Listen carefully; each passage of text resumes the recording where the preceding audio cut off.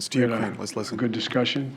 I've talked about what I'm about to tell you about today, as well as he was thanking the American people for their support, understands it's significant, and we talked about keeping everyone together in terms of Europe, the European Union, and others in the effort to stop Putin's brutality.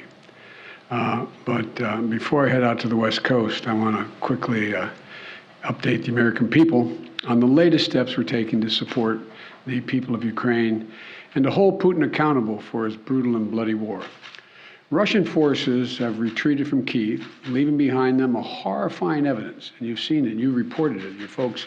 And by the way, I don't say this often, but I think we should give enormous credit to the folks with your agencies that are on the ground in Ukraine, in these spots, and they're really, I've spoken to several of them. We owe them.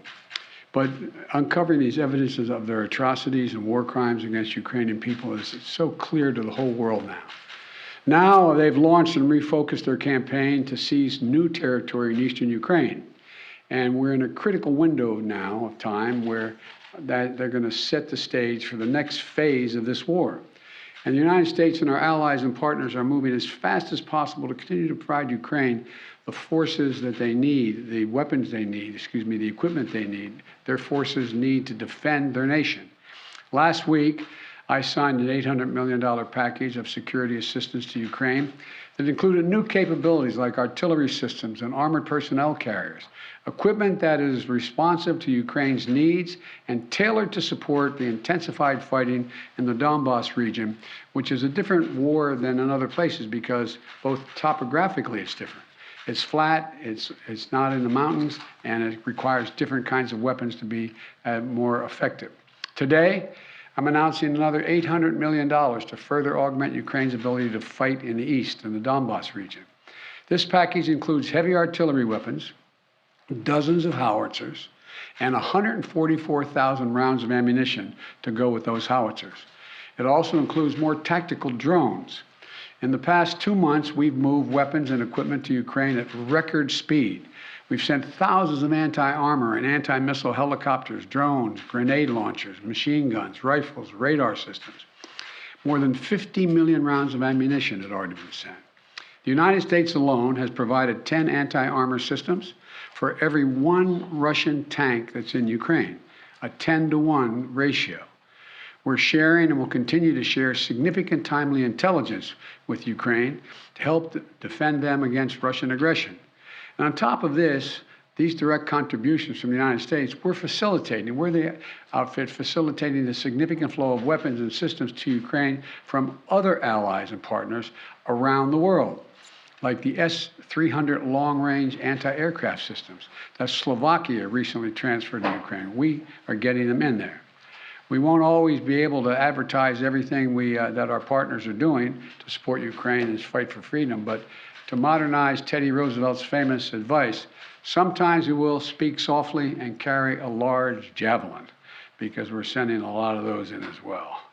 But we're not sitting on the funding that Congress has provided for Ukraine. We're sending it directly to the front lines of freedom, to the fearless and skilled Ukrainian fighters who are standing in the breach. You got to admit, must be amazed at the courage of this country, the resolve that they're showing, not just their military, but the average citizen, men and women, young men, young women as well. It's, the sustained and coordinated support of the international community, led and facilitated by the United States, is a significant reason why Ukraine is able to stop Russia from taking over their country thus far. Every American taxpayer, every member of our armed forces can be proud of the fact that our country's generosity and the skill and service of our military helped arm and repel Russia's aggression in Ukraine, to beat back Putin's savagery that tried to seize Ukraine's capital and wipe out Ukraine's government. The Battle of Kyiv was a historic victory for the Ukrainians. It was a victory for freedom, won by the Ukrainian people with unprecedented assistance by the United States and our allies and our partners. Now, Now we have to accelerate that assistance package to help prepare Ukraine for Russia's offensive that's going to be more limited in terms of geography, but not in terms of brutality. Not in terms of brutality.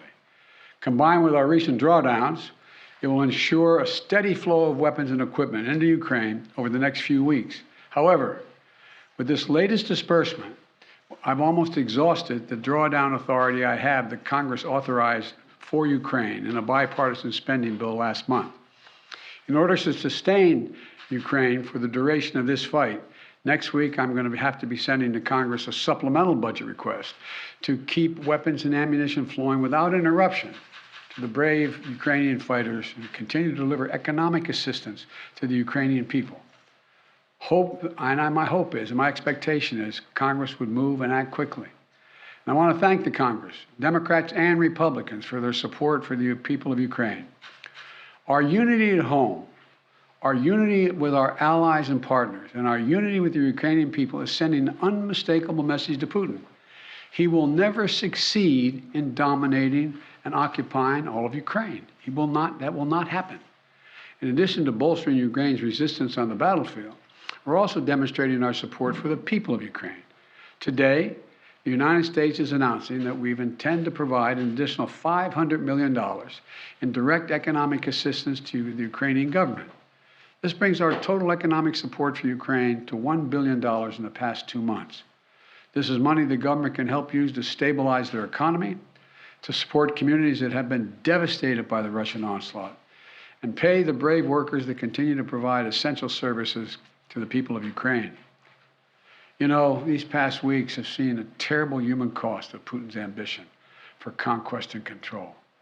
Approximately two-thirds of all Ukrainian children have been displaced from their home. More than 5 million Ukrainians have fled their country. It's an absolute outrage. The idea this is happening, approaching the second quarter of the 21st century, is just, Last month when I was in Europe, I announced that the United States would welcome 100,000 Ukrainians so that we share in the responsibility of supporting Ukrainians fleeing Putin's war machine. We've already welcomed tens of thousands of Ukrainians to the United States, and today I'm announcing a program, Unite for Ukraine, a new program to enable Ukrainians seeking refuge to come directly from Europe to the United States. This new humanitarian parole program will complement the existing legal pathways available to Ukrainians, including immigrant visas and refugee processing. It will provide an expedient channel for secure legal migration from Europe to the United States for Ukrainians who have a U.S. sponsor, such as a family or an NGO. This program will be fast, it will be streamlined, and will ensure the United States honors its commitment to go to the people of Ukraine and need not go through our southern border. We're also continuing to ratchet up the pressure on Putin and further isolate Russia on the world stage. Yesterday, the Treasury Department rolled out additional measures to crack down on the entities and individuals attempting to evade our unprecedented sanctions, not just ours, but throughout the West. Today, I'm announcing that the United States will ban Russian-affiliated ships from our ports, as they did in Europe.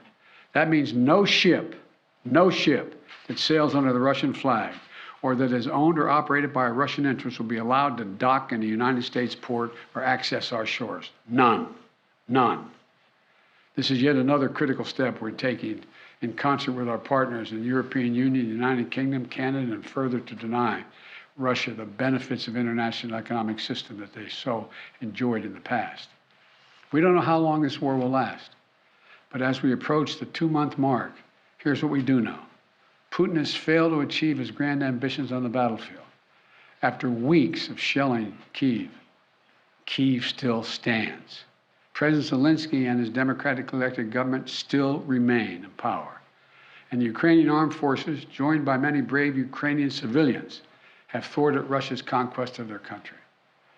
They've been bolstered from day one by an unstinting supply of weapons, ammunition, armor, intelligence from the nations of the free world, led by us, the United States. As Russia continues to grind out the military advances and the brutalities against Ukraine, Putin is banking on us losing interest. That's been my view. You heard me say this from the beginning. He was counting on NATO, European Union, our allies in Asia, cracking, moving away. He's betting on Western unity will crack. He's still betting on that. And once again, we're going to prove him wrong. We will not lessen our resolve. We're going to continue to stand with the brave and proud people of Ukraine. We will never fail in our determination to defend freedom and oppose tyranny. It's as simple as that. So again, I want to thank the American people. Thank the American people for their support of the Ukrainian people.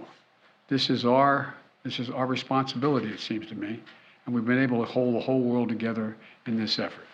So thank you very much.